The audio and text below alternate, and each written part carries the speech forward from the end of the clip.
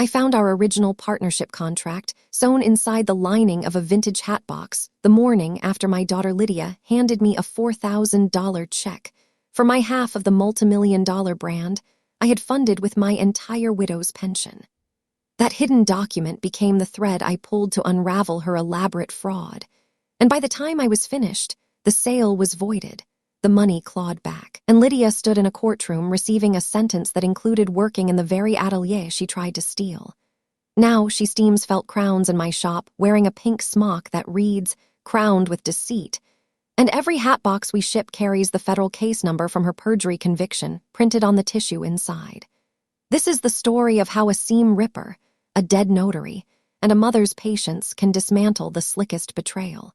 My name is Eleanor Harper, and until 3 years ago I was the quiet seamstress at the back of Finesse Dry Cleaners, the kind of place where the steam never clears, and every garment has a story the owner hopes nobody reads.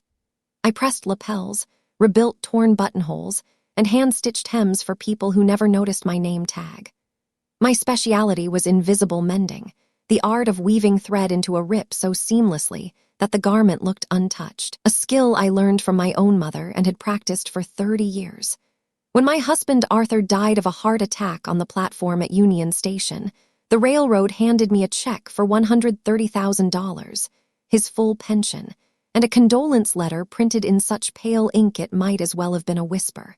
I was 52 years old, childless except for a 29-year-old daughter who suddenly remembered my address the week after the money arrived. Lydia had breezed through fashion school on a cloud of charm, rapid-fire sketches, and stories about her future that never seemed to include me. She would call on my birthday, occasionally, and I would see her Instagram posts from runway shows and pop-up boutiques, always standing next to people with surnames that doubled as brands. The week after Arthur's funeral, she showed up at my door with a latte in one hand and a manila folder in the other, her husband Marcus trailing behind her in a cashmere scarf despite it being August. She sat at my kitchen table, pushed the latte toward me, and pitched a dream. A bespoke hat atelier, the two of us, mother and daughter, combining her design sensibility with my needlecraft. She would be the face, the creative director, the social media presence. I would be the financier and the hands, the one who knew how a grosgrain ribbon could hide a multitude of sins, how a buckram foundation needed to be starched just so, how a feather mount could transform a simple brim. She had a business plan printed on heavy cardstock and a notary already arranged. A retired woman named Martha Kingsley, who lived 3 doors down from me, and still typed her documents on a genuine IBM Selectric. I signed the 50-50 partnership agreement right there in my kitchen, with Martha's blue ink stamp and her careful copperplate signature. Lydia also handwrote an addendum. Ellie Harper shall receive 1 custom hat per season, for life, free of charge. She called me her muse. I signed because she was my daughter, and because Arthur, who had spent 40 years as a structural engineer for the railroad, used to say that a properly notarized document was the only thing standing between order and chaos. He had checked Martha Kingsley's commission himself, confirmed it was valid and unexpired, and noted that her personal seal was registered on file with the county. He was meticulous like that. We opened the atelier in a renovated storefront with exposed brick and brass light fixtures.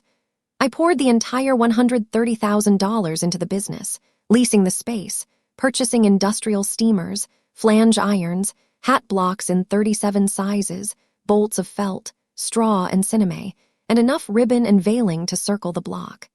Lydia designed, I blocked and stitched. Within a year, we had a loyal clientele, magazine features, and a waiting list for bespoke commissions. Lydia's name was on the door, but my fingerprints were on every seam. Marcus, who described himself as a brand architect and wore scarves indoors even in July, handled the numbers, which I now realize meant he handled the embezzlement. The Betrayal arrived 18 months later, wrapped in a matte black envelope embossed with the logo of Hemline and Crown, the biggest fast fashion conglomerate in the Midwest.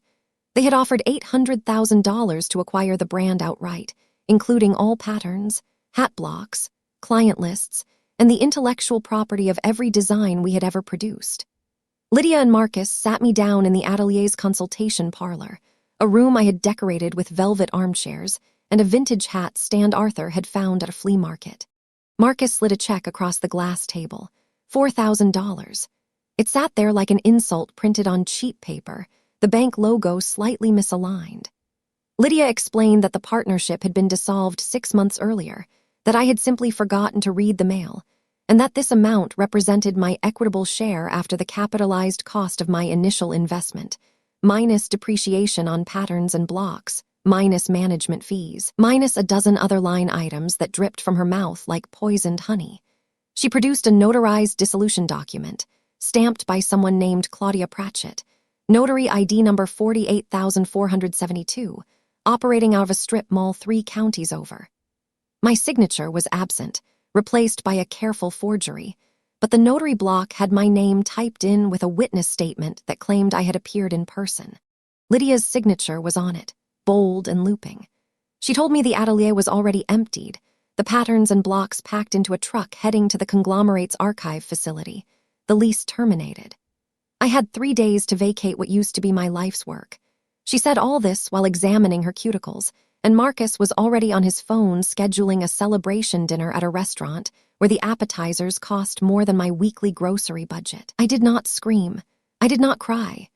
I just watched Lydia's hands, the way her left thumb rubbed against the side of her index finger, exactly the same tick she had as a little girl when she was lying about whether she had done her homework. I had seen that tick 100 times, over missing lunch money, broken picture frames, reports from teachers about plagiarized essays. Marcus finished his call and leaned across the table with the kind of pity that rich people offer when they want you to feel grateful for their theft. He said, "Eleanor, we're taking care of you. This is for your own good." They left me there with the $4,000 check, which I folded carefully and placed inside my pocketbook, next to Arthur's old railroad pocket watch. Then I walked into the back workshop, where a cleaning crew was already hauling boxes into a dumpster, because Lydia had hired a liquidation service to strip the place before the new owners took possession. And I saw it, sitting on top of a pile of discarded ribbon spools, bent millinery wire, and cracked blocking forms. My mother-in-law's vintage hatbox, the one shaped like a miniature steamer trunk, covered in faded clipper ships and brass-threaded corners. Lydia had pitched it because it was old and smells like mothballs. I asked the foreman if I could take it, told him it was a family heirloom, and carried it to my car before anyone could object. It was heavier than it should have been. That night, in my empty house, with Arthur's absence pressing against every room, I opened the hatbox on the kitchen table. Inside were layers of old tissue paper, a half-finished pillbox hat from 1962 that Arthur's mother had been working on before she passed, a yellowed invoice from a now-closed millinery supply shop, and a packet of love letters Arthur had written to me before we were married. I read 2 of them and had to set them aside because the grief was still too close, a raw nerve under a thin skin. But as I lifted the satin lining, my fingertips brushed an edge just a fraction too thick along the bottom panel. Decades of working in a dry cleaner's had taught me that a hidden seam always broadcasts itself if you know how to listen. There is a stiffness, a slight resistance, a way the fabric doesn't quite lie flat. I fetched my seam ripper, not the flimsy craft store kind with a plastic handle, but a hardened steel #12 with a maple grip that I had used for 30 years, the same one I had used to pick out thousands of stitches from trouser seams and jacket linings. I carefully unpicked the tiny whip stitches along the false bottom, each thread releasing with a soft pop.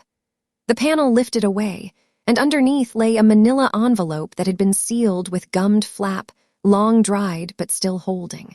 Inside was the original notarized partnership contract, every clause intact, my signature and Lydia's side by side, witnessed by Martha Kingsley's distinctive blue ink seal and her typed name beneath the stamp. The addendum about free hats for life was there too, in Lydia's own handwriting, which I recognized from birthday cards and school permission slips.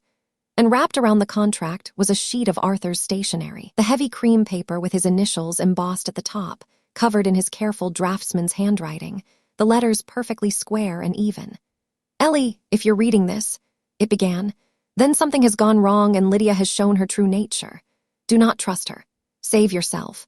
I have made inquiries. Remember, Martha Kingsley is the only notary who stamped this contract, and only her personal seal can lawfully dissolve it unless you challenge it in court. I checked the state statutes myself. She died in 2019. Her commission expired upon death and was never renewed, and her seal was never transferred. Use this if you ever need to burn the whole thing down. I wish I could be there to see it. I love you. Arthur.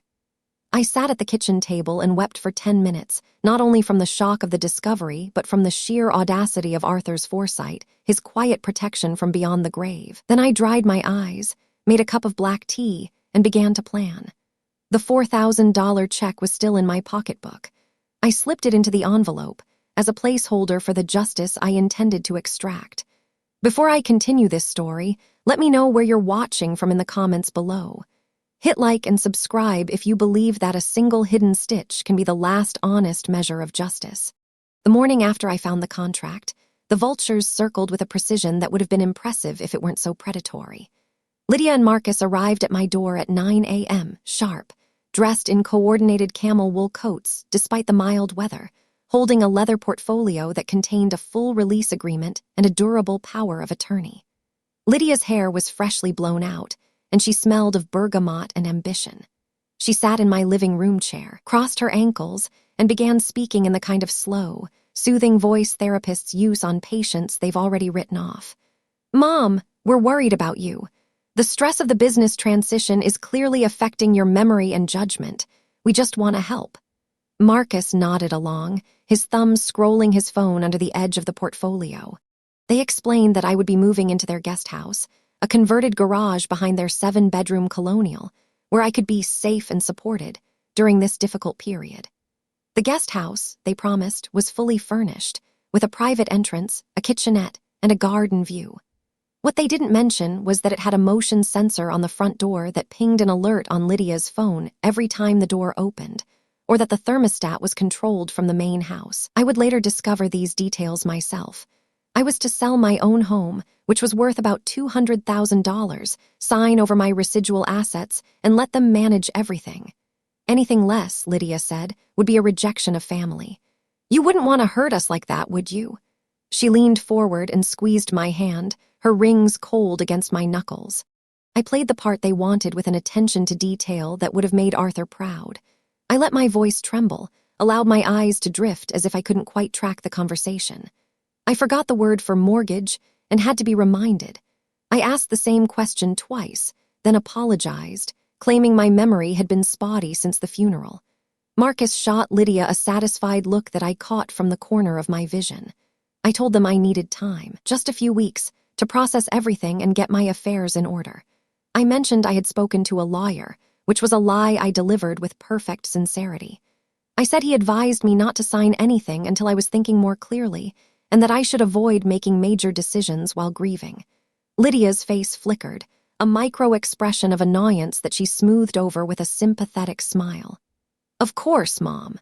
Take all the time you need. We'll get the guest house ready." They left me with a copy of the release, which I placed in a kitchen drawer next to the takeout menus. I had no lawyer yet, but I had Arthur's letter, the original contract, and a seam ripper that had already proven its worth. Within 3 days, I was installed in the guest house, an efficient box of a space with gray walls, a vinyl-tiled bathroom, and a refrigerator that hummed like a diesel engine. The bed was dressed in linen blend sheets that felt expensive but cold. My boxes were stacked in a corner, unopened except for 2, my sewing supplies and the hatbox, which I tucked inside a vintage suitcase with a broken lock. I had a prepaid phone I had kept from my dry cleaner days, a cheap burner with a cracked screen and a number no one in the family knew. I hid it inside a hollowed-out book on hat blocking that I had intentionally left in a box labeled "Donate," a decoy that Marcus had kicked aside when he helped me move. The guest house's motion sensor, I discovered on my first morning, triggered a soft chime in the main house and sent a notification to Lydia's watch. I found this out when I opened the door at 6 a.m. to get the newspaper, and she texted me within 30 seconds. "Mom, the newspaper is delivered to the main house porch. I'll bring it to you." I was a detainee in a comfortable cell, watched by a system disguised as care. Those first weeks, I became a student of their chaos. The guest house's bathroom window, if cracked open exactly 2 inches, acted as an acoustic conduit to the patio where Marcus conducted his business calls. He paced in his Italian loafers, phone pressed to his ear, volume rising and falling with the rhythm of desperation. I could hear fragments. "Liquidity crunch. Offshore holding structure in Belize. Bridge loan matures next week. Can we backdate the wire transfer confirmation? He was borrowing against the expected payout from Hemline and Crown, leveraging a deal that did not legally belong to them yet. A bridge loan, I learned from a financial podcast I downloaded on my burner phone, is a short-term high-interest loan meant to cover a gap between transactions. Marcus had taken out a bridge loan for $200,000, secured against the projected sale proceeds, and the interest was compounding daily. He was bleeding money on the assumption that the conglomerate's check would clear within the month. That assumption, I decided, was a loose thread I could pull. Lydia, meanwhile, was treating the conglomerate's advance like a personal slush fund. I watched from behind the guesthouse blinds as a delivery truck dropped off a $7,000 Italian leather sectional for their brand studio. A room in the main house that had once been a dining room and now held a ring light, a velvet backdrop, and a collection of handbags that could fund a small college. Another delivery brought a new Mercedes, a silver sedan with paper plates and a bow on the hood. I noted the date and the approximate price, cataloging every excess in a mental ledger. Arthur used to say that people reveal their weaknesses in how they spend borrowed money. Lydia and Marcus spent like they believed the money was already theirs, which meant they were vulnerable to any delay in payment. If the sale was delayed or voided, their whole financial house of cards would collapse. All I needed was to find a way to freeze the acquisition and watch the bridge loan come due. The first piece of concrete evidence landed in my lap on a Thursday afternoon, about 3 weeks into my stay.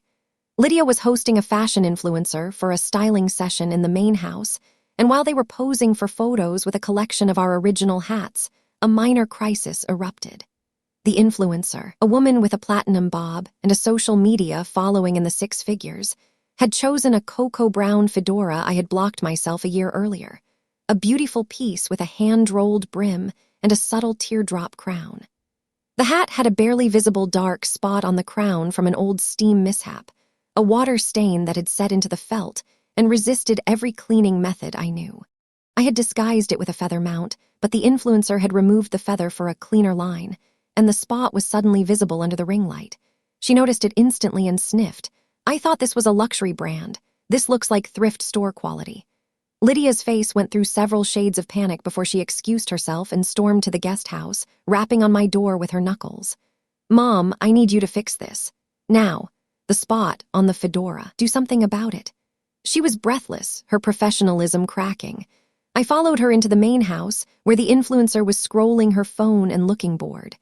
The hat sat on the velvet display table like a patient on an operating table. I examined the spot, then asked for a professional steamer, a pressing cloth, a squirrel hair brush, and a small vial of distilled water. While they watched, I went to work. I misted the spot, applied the pressing cloth, and used the steamer at a precise distance to lift the water stain without scorching the felt. I brushed the nap in a circular motion to restore the texture. Then I repinned the sweatband, adjusted the fit by steaming the inner leather, and added a custom feather trim I had brought from the guest house. A cluster of pheasant feathers dyed a deep burgundy that complemented the brown beautifully. The whole process took 38 minutes by the clock on the mantel. When I handed the hat back, the influencer put it on and admired herself in the mirror. "Okay," she said, "that's actually gorgeous. You have a real artisan on your team." Lydia beamed, taking credit as if she had done anything more than fetch coffee. But what mattered was that I gained 2 things. Another demonstration that my daughter and her husband were utterly helpless without my skills, and unrestricted access to the main house while they were busy flattering the influencer for the rest of the afternoon. That evening, after they left for a celebratory dinner, I slipped into the main house through the unlocked mudroom door. The kitchen was pristine, with a marble island and a refrigerator that dispensed ice and filtered water with a soft chime. I moved through the hallways, my shoes silent on the hardwood, and made my way to Marcus's home office, a room he kept locked with a push-button mechanism on a steel filing cabinet. At the dry cleaner, I had picked locks dozens of times, because co-workers lost their keys constantly, and the manager would rather call me than a locksmith. A 4-drawer Hahn filing cabinet with a standard cam lock is basically a suggestion of security. I used a stiff piece of acetate cut from a hat block template, a thin rectangle I had been carrying in my purse for weeks in anticipation of this moment. I slid it between the locking bar and the cabinet frame, wiggled it gently, and popped the mechanism in 12 seconds. Inside, the top drawer held hanging files labeled by category, and one tab caught my eye immediately. H&C transaction. I pulled the folder and laid its contents on the desk. The forged dissolution document with Claudia Pratchett's notary stamp, a series of emails between Marcus and a hemline and crown acquisition officer named Stephen Delfino, and a draft release form that would indemnify Lydia and Marcus from any future claims, with a signature line for me already filled out, waiting only for a stamp. The emails were damning. Marcus had written, "Eleanor is a silent investor with declining mental faculties. She exited the brand months ago and is being cared for in our guest house. She won't be a problem." Later, he wrote, "The original partnership was voided. Her signature is on the dissolution. We're clean." I photographed every page with my burner phone, holding it steady and making sure the text was legible. Then I returned the documents exactly as I had found them, relocked the cabinet with a gentle push, and slipped out of the house. I sat in the guest house bathroom with the fan running and reviewed the photos. The emails showed intent to defraud, forgery, and misrepresentation, all of which carried federal weight if they crossed state lines or used interstate wires. Marcus had used a domain registered in Nevada for his emails, and Hemline and Crown was headquartered in Illinois. That was wire fraud, mail fraud, and conspiracy. I needed an ally. The next day, I began my research into notary law with the patience of someone who had once spent 6 months learning to replicate a 1920s Parisian feather mount from a single photograph. I called the state notary division using my burner phone, sitting on the edge of the bathtub so the sound wouldn't carry. I asked a clerk, very politely, if a partnership agreement specified that it could only be dissolved by a particular notary, and that notary is now deceased, would a dissolution stamped by a different notary hold legal weight? The clerk rustled papers and said, "Ma'am, I can't give legal advice, but generally, if the original contract names a specific notary as a condition of validity, then no other notary can substitute unless a court orders it. The deceased notary's commission terminates upon death, and her seal becomes void. You'd need the original notary or a court order to lawfully dissolve that contract." I recorded that call using the memo app, the phone held close to my mouth. I also confirmed that the county recorder had no record of Martha Kingsley's seal being used after her death, because her seal was registered, and its last known use was in 2018, a year before she passed. Claudia Pratchett's stamp, by contrast, was from a commission issued just 8 months earlier, from an address that matched a rented mailbox at a strip mall. I pulled up the Secretary of State's website on the library computer during a supervised errand Lydia allowed me, a trip to return books, and I found that Pratchett's notary bond was the minimum required. Her address was a P.O. box, and she had no other business licenses in her name. She was a ghost, a stamp for hire. Lydia and Marcus had either found her deliberately or been sold her services by a fixer. Either way, the dissolution was a legal fiction. I needed an ally who could turn my pile of photographs, death records, and recorded calls into a lever big enough to break a conglomerate loose from its acquisition. I reached out to Arthur's old attorney, Gerald Brunswick, a man in his late 70s who still used a fountain pen and subscribed to the actual paper version of the State Bar Journal. I had not spoken to Gerald since Arthur's funeral, but he remembered me. I called him from a pay phone at a gas station during a health walk Lydia permitted, and I told him the whole story, from the hatbox to the forged notary stamp. Gerald listened in silence, then said, "Eleanor, you've got them by the throat.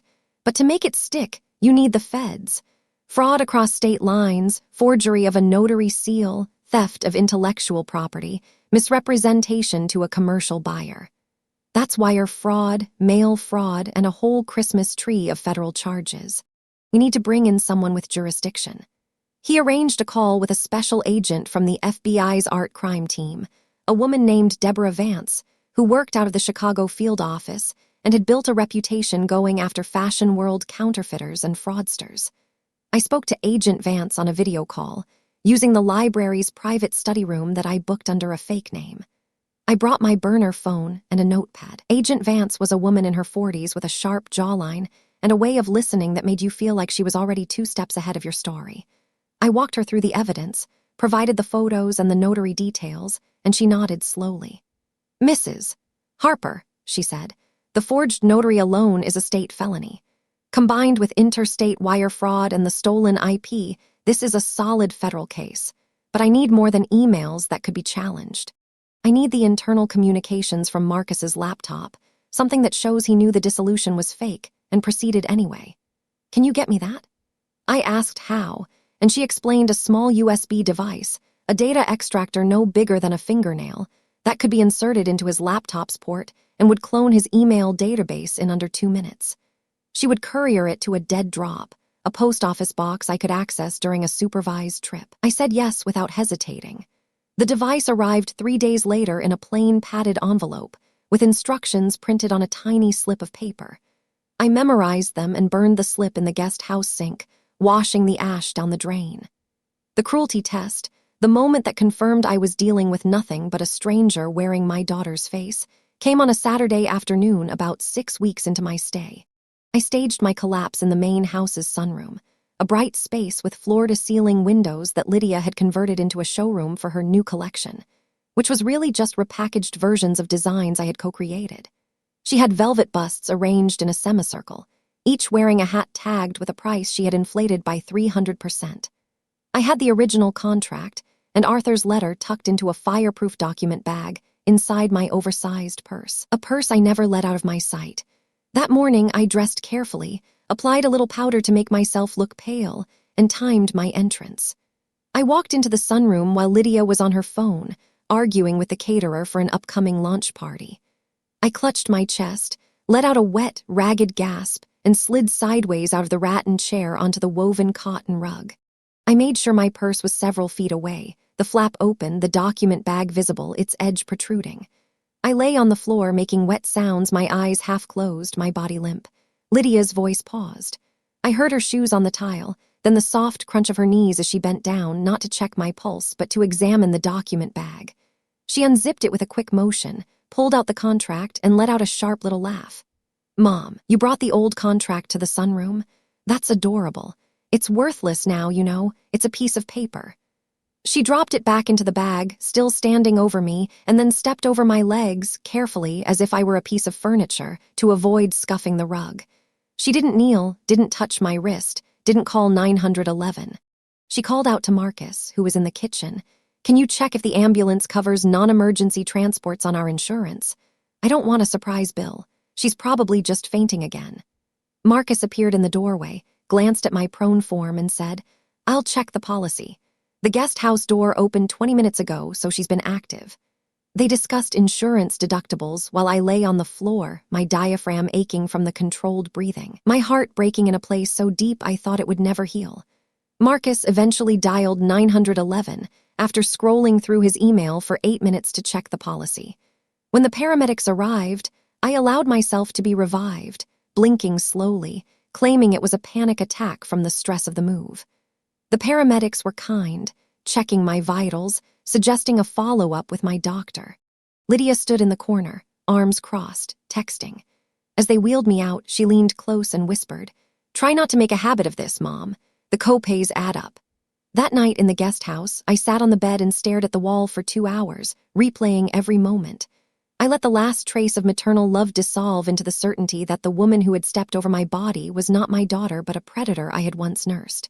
That certainty was cold and clarifying, like a starched felt crown hardening on the block.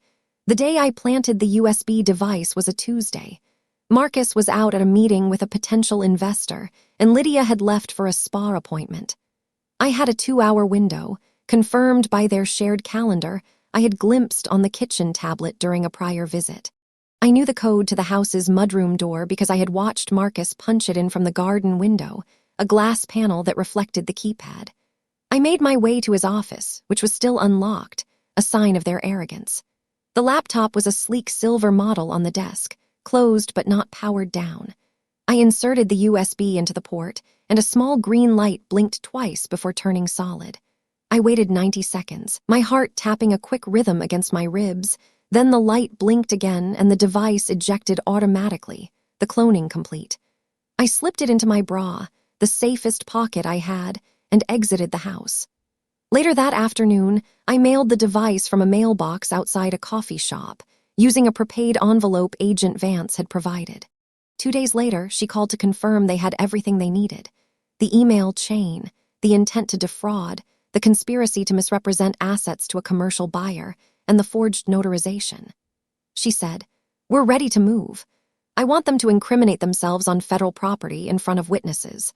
I'm going to have Hemline and Crown schedule the final closing meeting at their headquarters, the Chicago Tower.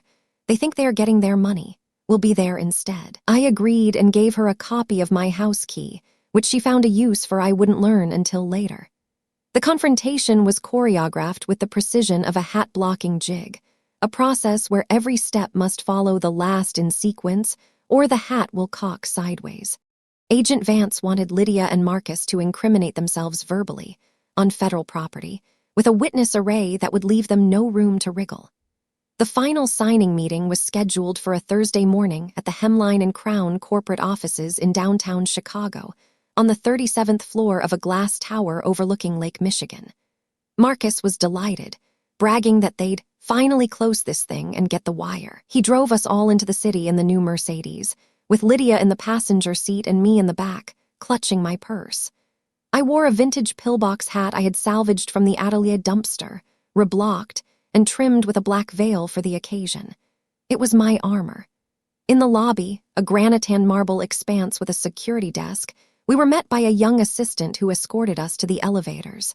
Marcus kept a firm grip on my elbow and whispered, "Just smile and sign, Eleanor. Then we can all go home and put this behind us. You'll be much happier once the stress is over." We ascended to the 37th floor, where the conference room was a sleek, windowed space with a view of the lake stretching gray and cold under the October sky. Around the polished teak table sat a half-dozen attorneys from the conglomerate, including the lead counsel, a sharp-eyed woman in a gray pinstripe suit named M.S. Ellison.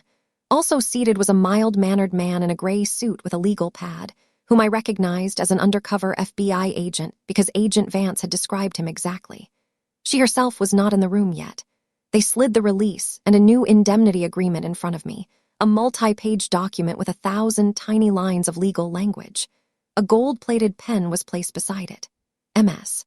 Ellison began a preamble about how this amicable resolution would finally settle all matters, and that upon my signature, the wire transfer would release to Lydia and Marcus. Lydia was already texting someone, and Marcus was doing a poor job of hiding his impatience, his foot tapping under the table. I let them all settle into their confidence. Then I reached into my purse and withdrew the original contract, still bearing Martha Kingsley's blue seal, the addendum, and Arthur's letter. I laid them flat on the table, my hand steady. I said, clear and calm, "I am not signing away what was never yours to sell.